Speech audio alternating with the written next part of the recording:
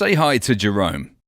He's fresh out of college and working as a junior account manager in a rather swanky ad agency. As very much a beginner, most of his work is administrative. But he does get to attend pitches for new business and he knows how important they are. If Jerome's going to get on, he's going to need some impressive presentation skills. But right now, just the idea of standing up in front of an audience of corporate execs terrifies him to death. In fact, there's probably only one thing more terrifying, and that's his boss, Gianna Ricci. But Jerome definitely wants to develop his presentation skills, and he's up for the challenge.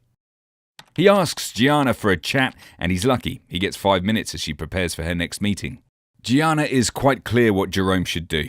There's a video-based course that tells you all about PowerPoint on LinkedIn Learning. It's cheap and worked for her.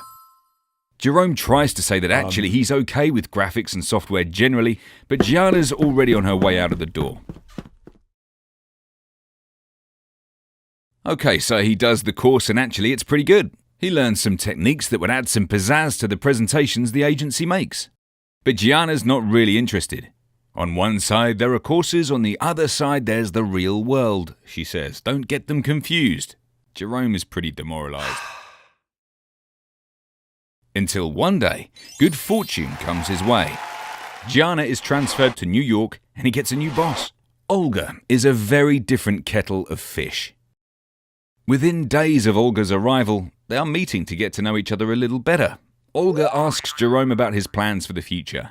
The subject of presentation skills comes to the fore quickly. She asks Jerome about where his skills are now compared to where he wants to be. Yes, there is a gap, but not in terms of PowerPoint. Jerome needs the confidence and the techniques to make him an imposing speaker. He's going to need practice.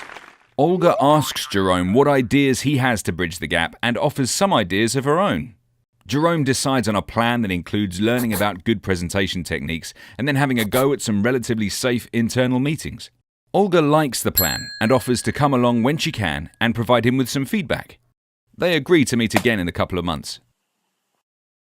So, in his quest to develop his skills, Jerome had two very different experiences. Gianna was quick and decisive, but she didn't listen and essentially just told him what to do. And when he'd finished his online course, she actively discouraged him from putting it into practice. Olga, on the other hand, knew about coaching learners. She was prepared to give Jerome her time and did not fill it with her own pronouncements. She asked the right questions, she listened to the answers, and only contributed her own ideas when she had something to offer that Jerome couldn't work out for himself. She also knew that learning is a journey, not an event, and her support would be needed all the way along that journey. You'll be pleased to know that Jerome did conquer his presentation nerves and became a real expert in engaging audiences and leading them towards a course of action. In fact, he soon became the agency's star performer. Some years later, after a series of promotions, he inherited his own team and met them one by one, just like Olga. He was a little surprised that first on the list was Gianna Ricci.